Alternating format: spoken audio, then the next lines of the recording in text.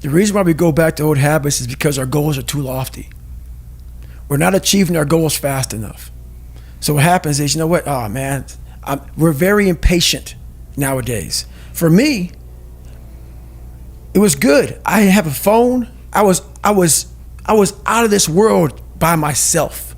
It was a race against David Goggins. It wasn't a race against, God, I want to look good for this person or that person. It was me. I got to change myself.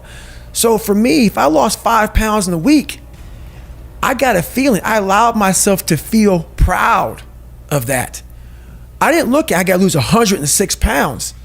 I'm like, man, I went from 297, now I'm 292. In 1 week, man, I'm killing it. We're not proud of ourselves for the small accomplishments.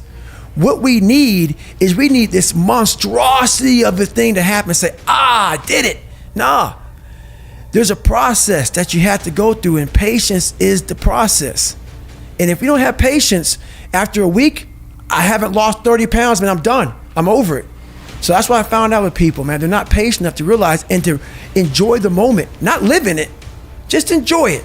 There's no finish line in life, but enjoy that moment. Roger that, man, I lost 5. Let me go 10 next week. So that's the whole thing about it. That's how people lose it. This guy stopped me at a stoplight. He was like, hey, Goggins, why am I not getting better?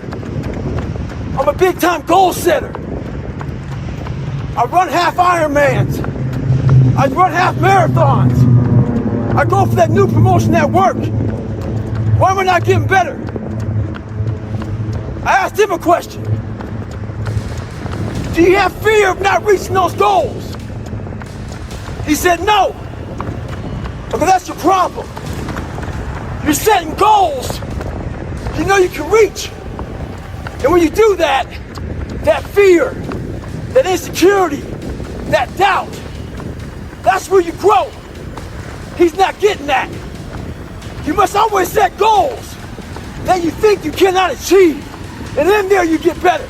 Stay hard. Mediocrity feels so good. So we love surrounding ourselves with mediocre people. They give us a get out jail free card. Whenever life gets hard for us, they tell us it's okay. Don't worry about it. We don't want to surround ourselves with those people out there who are getting after it every day, holding us accountable, making us feel uncomfortable. People who are challenging us at every turn of life. Those people scare us.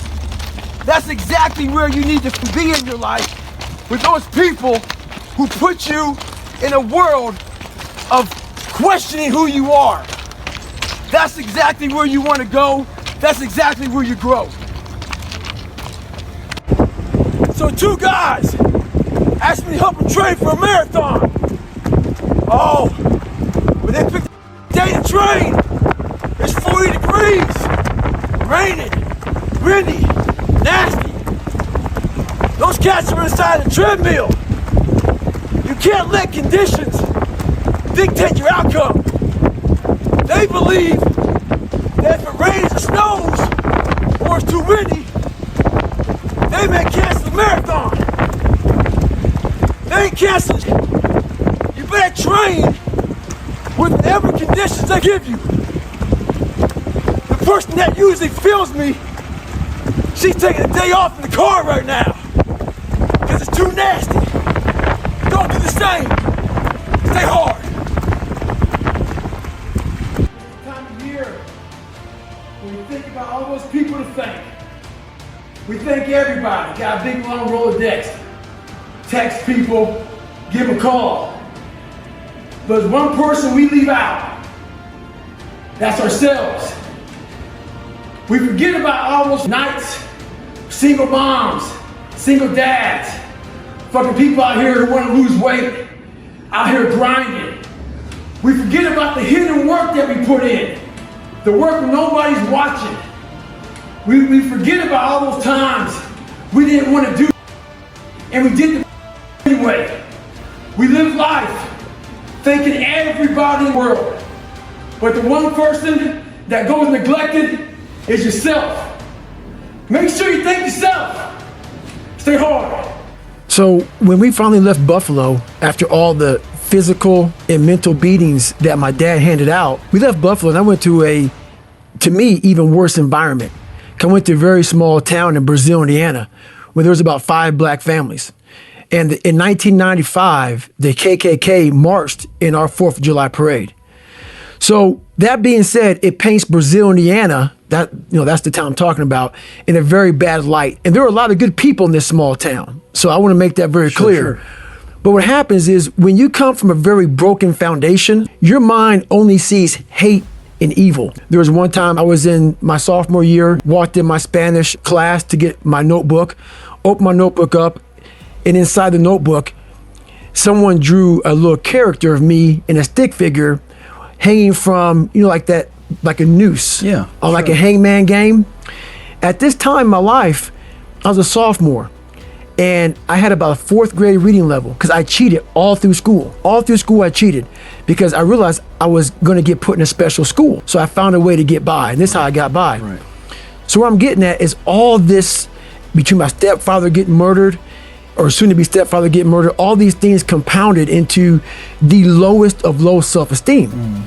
So what started happening was I started lying. I became a amazing liar because I wanted people to like me. When you come from a society like I did, I had 0 self-esteem and I feared things. I had 0 self-confidence, and I was looking for anything I could that I could gravitate to. So it was lying. But that's when I realized, and it was a long process, that without having self-esteem, you are done. That's the number one thing you have to have in your life. My mom was working 3 jobs. She wasn't at home ever, so she didn't know how badly.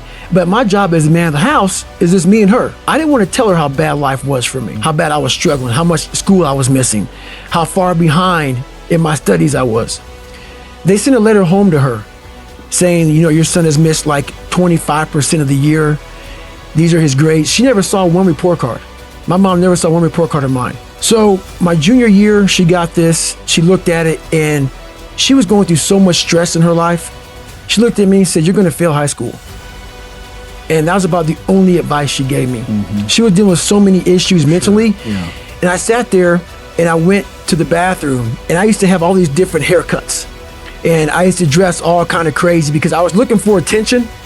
Because, being one of the only few black kids in school, I was looking for somewhere to stick. I was like, I'm just gonna create a character. And I went in the mirror, and I called it the accountability mirror. I went in the mirror as my mom sat me down in the bed and said, "You're gonna fail." And that's the only advice I had. And my principal, no one had any good advice for me. I was alone. And that's why I talk about the voice in my book a lot. Yes. And that voice is God, obviously. But I went to the mirror, the accountability mirror, I looked in and I said, "My God, man, you are on your own. And what are you gonna do about it?" And that's when I slowly started to change my life. But, it doesn't happen that quickly. No. But I slowly started to change when I was about 17 years old. I went to a recruiter's office, and the recruiter said, "Hey, you have to take an ASVAB test." And like I said, I had a 4th grade reading level my junior year. So long story short, I failed that a few times. I had one more chance to take that test. And that's when I really developed my work ethic. And how I learn, still to this day, is I have to get the books in advance, and I have to literally get these spiral notebooks and copy down every single thing in that book and put it to like a photographic memory. Oh, yeah. And so I will go through and say, okay, page 71, I saw that question. I'll go back through, 'cause I knew I had it written it down like 35 times. Yeah. And that's how I recall it now. So even to this day, that's how I developed all my work ethic. So when I was doing the pull-up record, I failed twice before I finally got it the 3rd time. And I developed a whole handful of calluses. And those calluses were protecting my hands. So this is where I get the whole mentality about callous in your mind. The calluses were protecting my hands from the bar, doing pull-ups. So the whole callous your mind is, you want to callous your mind against life. We've all been through a lot of hard things, and I'm callousing my mind over the victim's mentality. So I had a very victim's mentality. Once you have that mentality, you are doomed to fail. The rest of your life, you will fail. The rest of your life, you will fail. So how you start to callous over the victim mentality is really start to do these things to build self-esteem. The biggest thing, and once again, going back to that teenager, that question about the teenager, what I would tell a teenager also is you have to build self-esteem. How you build self-esteem, how you build confidence is by developing self-discipline. Self-discipline helps with all these things. Like for me, people think that why I got to where I'm at today was by running and all this other stuff. It helped. But I only talk about it for a fraction. Was how I learned how to read and write was I basically would go to the store, I would buy stacks of spiral notebooks, and I had these manuals because my mind, even to this day, it can't retain anything. So I have a photographic memory, but I don't have it just I was born with it. I go through and I write down every single page over and over and over again of a manual. When I take that test, I recall back to the manual, page 71. I remember seeing that because I wrote it down so many daggone times. I can then regurgitate it on paper. So that is how you have to start callousing your mind, by continuously going back in the fight. Go back in the fight. Fail, take 24 hours. Dwell on it. It's fine. That's human nature. Go back in, and the more you go back in and go back in and go back in, like repeatedly touching that pull-up bar. If you stop touching the pull-up bar, your hands get soft. You have to continue touching the things that you don't want to touch in your mind. You start to callous your mind. It starts to build. It starts to get tougher. There is no secret to this. The only secret is you have to get outside your own head into the life that you truly want. And that comes with a lot of sacrifice, and a word that people hate is suffering. There is suffering involved in the things that you want to achieve. It's not always going to be comfortable. This morning I woke up with a slack-jawed, poopy pants mentality. I've been traveling an awful lot, kind of wore down a little bit. I believe in taking days off. I think days off are real important for recovery and all that stuff. But I don't believe in taking days off because your mentality is just feeling sorry for yourself. I deserve this, or I've earned that mentality. And that's what I was saying to myself. Today's self-talk was horrible. So we all have one voice, and that one voice is very powerful. That says, hey, you've earned this, you deserve this, take time off, all that stuff. Start developing the other voice that fights that voice. When it's not a designated day off, I don't care if it's running, swimming, biking, studying. If it's not a day off, don't take a day off. And start developing that voice that fights the weaker voice. So remember that. We all have one voice, work on the other voice also.